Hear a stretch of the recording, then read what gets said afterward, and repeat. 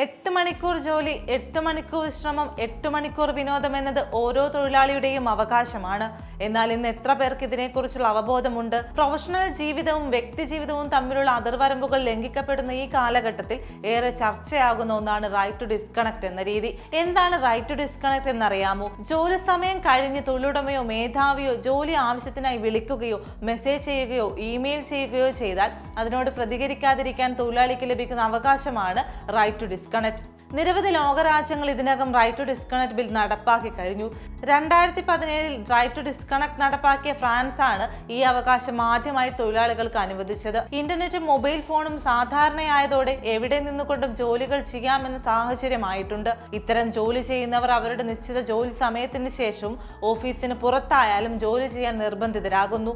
നിശ്ചയിക്കപ്പെട്ടിരിക്കുന്ന സമയത്തിന് ശേഷവും അവർക്ക് ഓഫീസ് കമ്മ്യൂണിക്കേഷനുകളോട് പ്രതികരിക്കേണ്ടി വരുന്നു. ഓഫീസ് സമയത്തിന് ശേഷമുള്ള കമ്മ്യൂണിക്കേഷനുകളോട് പ്രതികരിക്കുന്നത് നിർബന്ധമല്ലെന്ന അവകാശമാണ് റൈറ്റ് ടു ഡിസ്കണക്ട് ഉറപ്പുവരുത്തുന്നത്. IT മേഖലയിൽ മാത്രമല്ല, പുതിയ കാല ജോലികളിലെല്ലാം തന്നെ ഈ അവകാശം തൊഴിലാളികൾക്ക് ലഭ്യമാക്കണമെന്നാണ് പാർലമെന്റിൽ അവതരിപ്പിച്ച റൈറ്റ് ടു ഡിസ്കണക്ട് എന്ന സ്വകാര്യ ബില്ലിൽ പറയുന്നത്. ഫെബ്രുവരി 6 രാജ്യസഭയിൽ A.A. റഹീം എംപിയും അതിനു മുമ്പ് ലോക്സഭയിൽ ഡിസംബർ 6 NCP MP സുപ്രിയ സുലെയും സ്വകാര്യ ബില്ലായി ഇത് അവതരിപ്പിച്ചു.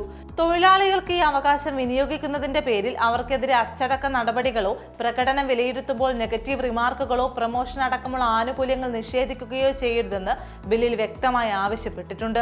കോവിഡ് കാലത്ത് വ്യാപകമായ വർക്ക് ഫ്രം ഹോം രീതി തൊഴിൽ മേഖലയിൽ സൃഷ്ടിച്ച മാറ്റമാണ് വ്യക്തിപരവും പ്രൊഫഷണലുമായ ജീവിതത്തിന്റെ അതിർവരമ്പുകൾ ഇല്ലാതാക്കിയെന്നത്. കുടുംബത്തിനൊപ്പമോ വ്യക്തിപരമായ കാര്യങ്ങൾക്കോ സമയം ചെലവഴിക്കാൻ കഴിയാതെ വരുന്നത് മാനസികാരോഗ്യത്തെ ബാധിക്കും. അമിത ജോലി സമ്മർദ്ദം, സ്ട്രെസ്സും ആൻസൈറ്റിയും മാത്രമല്ല, പലരെയും ആത്മഹത്യയിലേക്ക് വരെയും ഇത് നയിക്കുന്നുണ്ട്. അന്താരാഷ്ട്ര തൊഴിൽ സംഘടനയുടെയും ILOയുടെയും കണക്കുകൾ പ്രകാരം തൊഴിലാളികളെ കൊണ്ട് അമിത ജോലി ചെയ്യിക്കുന്ന രാജ്യങ്ങളുടെ പട്ടികയിൽ ഇന്ത്യ മുൻപന്തിയിലാണ്. ഓവർ ടൈം ജോലി കാരണമുള്ള മരണങ്ങളുടെ ടോപ്പ് ലിസ്റ്റിലും ഇന്ത്യയുണ്ട്. 2024 ജൂലൈയിൽ 26-കാരിയായ മലയാളി ചാർട്ടേഡ് അക്കൗണ്ടന്റ് ആൻ സെബാസ്റ്റ്യൻ ജോലി സമ്മർദ്ദം മൂലം മരിച്ച സംഭവം ഈ പ്രശ്നത്തിന്റെ ഗുരുതരാവസ്ഥ തുറന്നു കാട്ടുന്നതാണ്. രാജ്യത്തെ തൊഴിലാളികൾക്ക് റൈറ്റ് ടു ഡിസ്കണക്ട് ഒരു നിയമമായി വരികയാണെങ്കിൽ വലിയ ആശ്വാസമാണ് പകരുക.